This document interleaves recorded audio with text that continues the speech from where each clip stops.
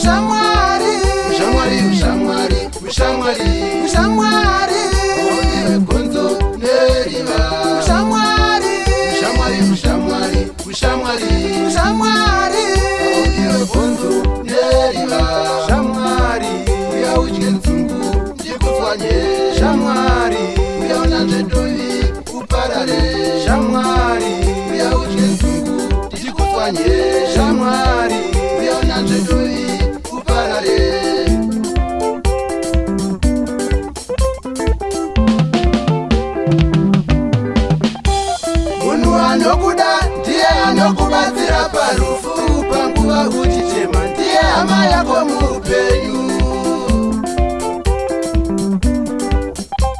Munhu anokuda ndiye anamira newe paurwere nepamatambudziko ndiye hama yako muupenyu. Munhu anokuda ndiye anamira newe paurwere nepamatambudziko ndiye hama yako muupenyu. Anokuda ndiye anokukumbidza midziyo yake kukudza basa rako ndiye hama yako muupenyu. Munhu anokuda ndiye anokukumbidza midziyo yake kukudza basa rako ndiye hama yako muupenyu. Munhu anokuda ndiye anokukumbidza midziyo yake kukudza basa rako ndiye hama yako muupenyu. Ushamwari, ushamwari, ushamwari, ushamwari, udiwe gonzo yeriva. Ushamwari, ushamwari, ushamwari, ushamwari, ushamwari.